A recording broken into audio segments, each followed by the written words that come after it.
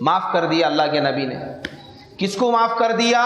ان لوگوں کو جنہوں نے آپ کو سر کے بال سے لے کے پیر کے ناخنوں تک لہو لہان کر دیا تھا خون میں، اور آج ہم مسلمان خود مسلمان سے اتنا زیادہ کٹر دشمن ہو چکا ہے کہ اگر کوئی مسلمان ایک جماعت کا اور دوسرا مسلمان دوسری جماعت کا ہو تو وہ مسلمان اس مسلمان کا چہرہ دیکھنے کو بھی تیار نہیں ہے، اس سے بات کرنے کو بھی تیار نہیں ہے، اس کو سلام کرنا تو بہت دور کی بات، کیونکہ آج کے زمانے میں سلام کو بھی لوگوں نے جماعتوں کے نام پہ ڈیوائیڈ کر دیا ہے کہ سلام اس کو کیا جاتا ہے جو اپنی جماعت کا ہو، جو اپنے مسلک کا ہو، جو اپنے نظریے کا ہو۔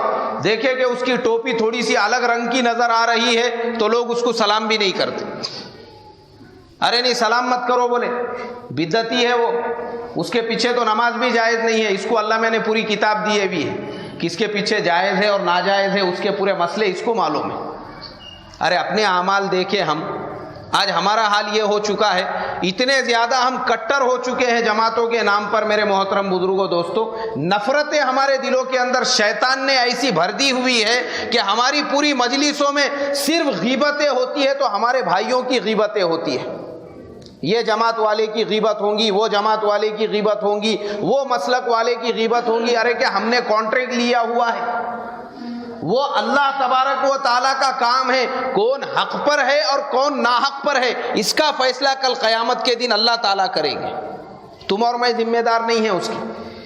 کون بدعتی ہے، کون اہل حدیث ہے، کون جماعت اسلامی ہے، کون بریلوی ہے، کون تبلیغی ہے، کون دیوبندی ہے، کون کس مسلک کا ہے، ہمارا کام یہ ہے ہم مسلکوں کو نہ دیکھیں، ہم صرف یہ دیکھیں کہ یہ ہمارا کون ہے بھائی، مسلمان بھائی ہے، یہ ہمارا ایمان والا بھائی ہے۔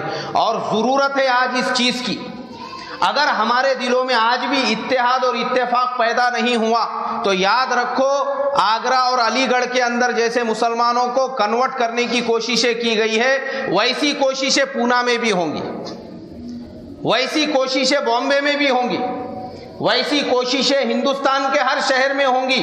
اور آج دشمن اس بات کا اعلان کر رہے ہیں، علل اعلان سینہ ٹھوک کر، کہ 2021 تک بولے ہندوستان پورا کیا پورا جو ہے وہ 100% اسلام سے اور دوسرے مذہبوں کو چھوڑ کر وہ 100% کفر اور شرک میں مبتلا ہو جائے گا۔ کیوں؟ انہوں نے دیکھا ہوا ہے کہ مسلمانوں کو جوش میں لانے کے لیے اور جماعتوں کے نام پہ بانٹنے کے لیے زیادہ طاقت کی ضرورت نہیں ہے، یہ مسلمان پہلے ہی 72 فرقوں کے اندر بٹے ہوئے ہیں، ان کو کوئی آپس میں لڑانے کے لیے زیادہ محنت کرنے کی ضرورت نہیں ہے، مسلمانوں کی طرف سے وہ لوگ بے فکر ہو چکے ہیں۔ اگر ہماری آج بھی آنکھیں نہیں کھلیں گی اور ہم اپنے دلوں سے یہ جماعتوں کی اور مسلکوں کی اور اپنے اکابرین کی اور اپنے ہمارے گھڑے ہوئے جو ہم نے ٹولیاں اور پارٹیاں بنا دی ہے اس کی عظمت نہیں نکالیں گے اور تمام مسلمانوں سے پیار اور محبت کے ساتھ میں میل ملاپ نہیں کریں گے، اس وقت تک یاد رکھو یہ باطل جو آج پنپ رہے ہیں اور ہمارے گلیوں میں محلوں میں گھس گھس کر جو محنت کر رہے ہیں وہ ہمارے اسی فرقہ بندی کا فائدہ اٹھا رہے ہیں، اسی کا فائدہ اٹھا کر آج باطل کی اتنی ہمت بڑی ہوئی ہے۔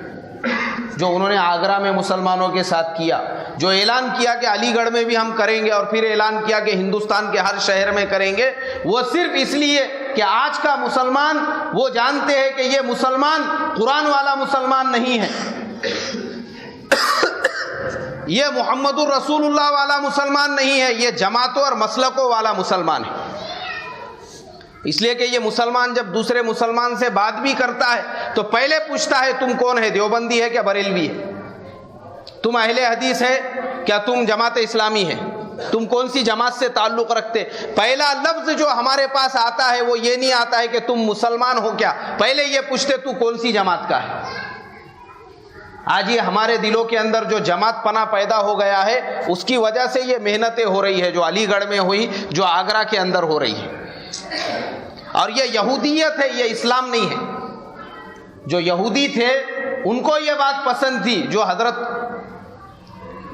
حضرت یعقوب علیہ السلام کے جو 12 بیٹے تھے ان کی جو نسل چلی وہ 12 بیٹے 12 فرقوں میں پیدا ہو گئے، بڑھ گئے آگے چل کر۔ اسی لیے انہوں نے حضرت موسیٰ علیہ السلام سے کہا کہ ہم 12 خاندان کے لوگ ہیں، ہم ایک ساتھ نہیں رہ سکتے، اس لیے ہمارے کو الگ الگ پانی کے جھرنے چاہیے. انہوں نے جب چٹان کے اوپر اپنا عصا مارا تو 12 جھرنے وہاں سے نکلے, ہر خاندان کے لیے الگ. کیوں؟ آپس میں مل کے رہنا ہی نہیں چاہتے تھے, آپس میں مل کے رہنا ہی نہیں چاہتے تھے. جنت سے دسترخوان اترا, بولے یہ کون سے خاندان والوں کے لیے اترا؟ 12 دسترخوان چاہیے بولے ہمارے کو, ہر خاندان والوں کا الگ. یہ یہودیوں کا طریقہ ہے, یہ جماعت پنا, یہ مسلک پنا, یہ مسلکوں کے نام پر مسلمانوں میں جھگڑے لگانا, مسلمانوں میں تشدد پیدا کرنا, یہ مسلمان کا کام نہیں ہے یہ.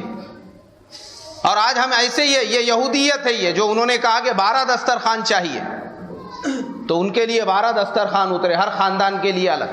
اور وہ بھی مسلمان تھے, ان کا نام یہودی نہیں تھا. قرآن نے کہا ملت ابیکم ابراہیم ہوا سماکم المسلمین. انہوں نے بولے نہیں, ہم کو سب کو جو ہے نا کامن نام نہیں چاہیے مسلمان, ہم کو الگ الگ نام چاہیے. تو انہوں نے ان کے باپ کے نام پہ, کیونکہ یہودا کوئی اس کا نام نہیں تھا کسی مذہب کا, بلکہ وہ حضرت یعقوب علیہ السلام کے ایک بیٹے کا نام تھا. انہوں نے اپنے باپ کی طرف اپنی نسبت جوڑ دی کہ ہم اس کی اولاد ہیں, اس لیے ان کو یہودی کہا جاتا ہے. اس لیے ان کو اسرائیلی کہا جاتا ہے کہ انہوں نے اپنی نسبت حضرت اسرائیل علیہ السلام کی طرف جوڑ دی. ورنہ ان کا نام بھی مسلمان تھا, وہ بھی مسلمان تھے. قرآن نے کہا ان کو مسلمان, لیکن انہوں نے اسلام سے انکار کیا اور اپنے لیے یہودی نام کو زیادہ پسند کیا. جیسے آج کے مسلمان اپنے لیے مسلمان کو کم پسند کرتے ہیں, اس سے زیادہ اپنے لیے دیوبندی, اپنے لیے بریلوی, اپنے لیے اہل حدیث, اپنے لیے جماعت اسلامی کے نام کو مسلمان پسند کرتے ہیں. یہ آج مسلمان ایسے فرقوں میں بٹ چکے ہیں. اس کا حل کیا ہے میرے محترم بزرگوں؟ اس کا ایک دم آسان حل ہے. اس کا حل یہ ہے کہ ہم جس جماعت کو مانتے ہیں, ہم جس جماعت پہ عمل کرتے ہیں, ہم اپنی پوری انرجی اپنے کام کے اندر لگائیں. دوسرا کیا کر رہا ہے, ہم کو کیا لینا دینا دوسرے